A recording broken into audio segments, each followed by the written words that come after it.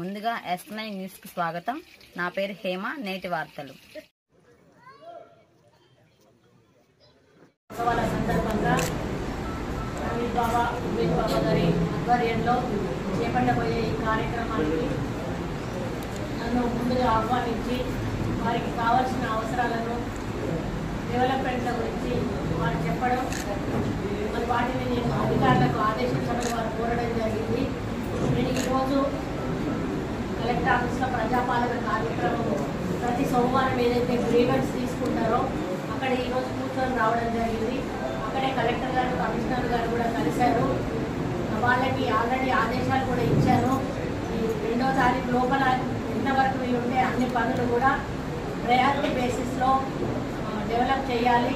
అక్కడ వచ్చేటువంటి వాళ్ళకి ఎవరికి కూడా ఇబ్బంది జరగకుండా పోలీస్ ప్రొటెక్షన్ కానీ, లైటింగ్ కానీ, అరేంజ్మెంట్స్ కానీ అన్నీ కూడా చేయాలని చెప్పడం జరిగింది. ఇప్పుడు మీరు ఇచ్చిన రిప్రజెంటేషన్ ఏదైతే ఉందో అది కమిషనర్ గారికి నేను పంపిస్తాను. రేపు అధికారులు ఇక్కడికి వస్తారు. వచ్చి ఒకసారి మొత్తం చూసి మనకు అందులో త్వరగా అయిపోయే పనులు 100% 1వ తారీఖు లోపు పూర్తి చేస్తారు. ఇంకేమైనా లాంగ్ స్టాండింగ్లో చేయాల్సిన పనులు ఉంటే తప్పకుండా మనం తీసుకుందాం. ఎందుకంటే మనకు నియోజకవర్గానికి 10 కోట్ల రూపాయలు ఇచ్చారు. అందులో నుంచి నా వంతు కూడా మీకు ఎంత అవసరం ఉందో చెప్తే అందులో అవసరాన్ని బట్టి నేను కొంత ఫండ్ కూడా కేటాయిస్తాను. కమిషనర్ గారు కూడా ఇవ్వడానికి సిద్ధంగా ఉన్నారు. నేను మంజూరు చేసిన ఫండ్స్ క్యాన్సిల్ అయ్యి మీకు కొంత డెవలప్మెంట్ మధ్యలోనే ఆగిపోయిన విషయం కూడా మాకు తెలుసు.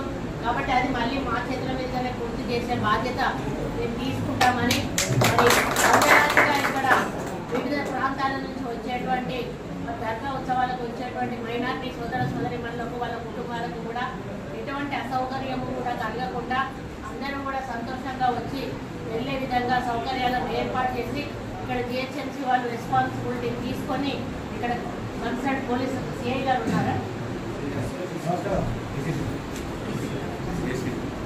వాళ్ళు ఏది అడిగిందని ఇట్లా రావాలంటే అట్లా ఏర్పాట్లు చేయండి. నేను GHMC కమిటీ పనుల గురించి చెప్తాను.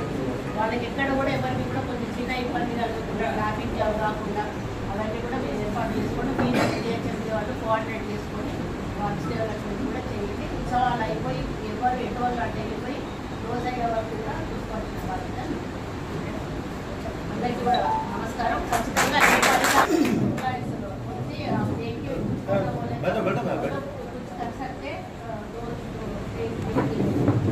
फरवरी 1 से पहले वो कर देते हैं। आगे कुछ काम है तो हम लोग बाद में कराएंगे। इमरजेंसी काम कुछ है तो हम करेंगे। आप और क्या बोले तो वो करके करते स्टार्ट करेंगे।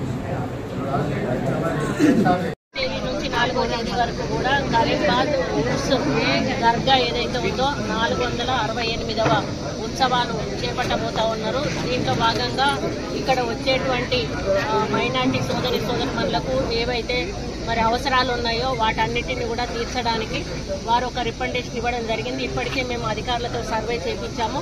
ఏ అవసరాలు అయితే ఉన్నాయో ప్రజలకు ఇబ్బంది కలగకుండా అన్ని వసతులు కూడా కల్పించమని వారిని కోరడం జరిగింది. అదేవిధంగా లైటింగ్ అరేంజ్మెంట్స్ కానీ, రోడ్డు మెయింటెనెన్స్ కానీ, వాటర్ సప్లై కానీ, ఎలక్ట్రిసిటీ సప్లై కానీ అటువంటివన్నీ కూడా, మంచినీళ్ళు, డ్రింకింగ్ వాటర్ సప్లై ఇవన్నీ కూడా ప్రభుత్వం తరఫు నుంచి చేయాలని కోరడం జరిగింది. గతంలో లాగా కొంత మేమే చేస్తాము, కొంత వాళ్ళు చేయాలనేది లేకుండా 100% మన తరఫునే చేయాలని చెప్పాము.